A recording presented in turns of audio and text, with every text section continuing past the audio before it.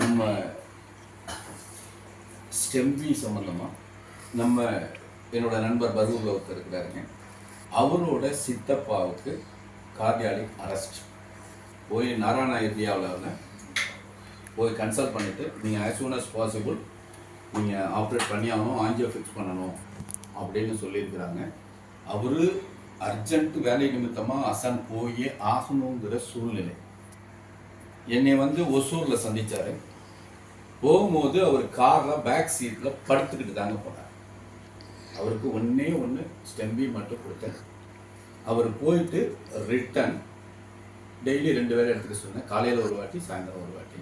அவர் எடுத்துக்கிட்டு அசன் போயிட்டு அங்கேருந்து முடிச்சுட்டு 12வது நாள் திரும்பி வந்தார்.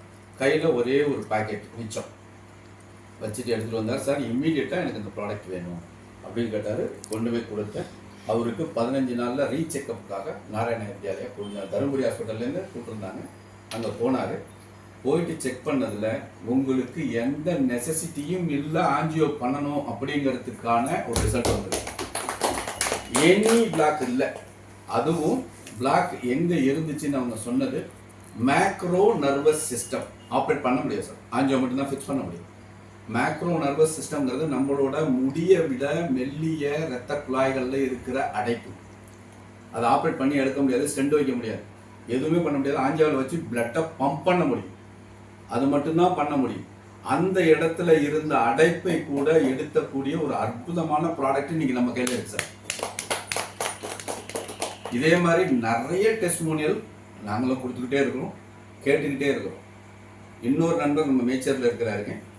அவரும் நாராயண வித்யாலயாவுக்கு முதல் நாள் ஆப்ரேஷன் பண்றதுக்கு அடுத்த நாள் ஒசூர்ல என்னை சந்திச்சார். அவருக்கு ஆப்ரேஷன் பண்றதுக்கு விருப்பம் இல்லை. எனக்கு ஆப்ரேஷன் பண்ணக்கூடாது, அதுக்கு எதுனாச்சும் ஒரு வழி இருந்தா சொல்லுங்கன்னா என்னை சந்திச்சாரு. அவருக்கு ஸ்டெம்மியும் உராக்வியும் கொடுத்தேன். அவருக்கு என்ன இஷ்யூன்னா 4 வால், ஹார்ட்ல இருக்கிற 4 வால்ல ஒரு வால் ஃபங்க்ஷன் இல்லை, பிளட் லீக் ஆகிட்டு இருக்குது. அது இமீடியட்டா பண்ணியே ஆகணுன்றாங்க. அண்ட் தென் பைல்ஸ், இது ரெண்டும் இருக்கிறதுனால ஆப்ரேஷன் பண்ண முடியாமல் டேட் தள்ளி கொடுத்துட்டே இருக்கிறாங்க. மெடிக்கேஷன் கொடுத்து அவருக்கு மரண வேதனை. பைல்ஸ்லாம் எல்லாருமே உணர்ந்திருப்பீங்க, எப்படின்னு கேள்விப்பட்டிருப்பீங்க. உணர்ந்துகிட்டு இருந்தாலும் அவருக்கு ஸ்டெம்பியும் உராக்வியும் கொடுத்தேன். இன்னையோட 21 நாள் ஆச்சுங்க. அவருக்கு ஹார்ட் அருமையாக ஃபங்க்ஷன் இருக்கு. There is no any சிங்கேஜ். ஹார்ட்டில் 4வது வால்வு நல்லா இருக்குது, சுருக்கம் எதுவும் இல்லை அப்படிங்கிற ரிசல்ட் வந்திருக்கு. பைல்ஸோட சைஸ், எக்ஸ்டர்னல் ஃபைல்ஸ் அவருக்கு அதோட சைஸ் குறைஞ்சி உள்ளே போயிருக்கு.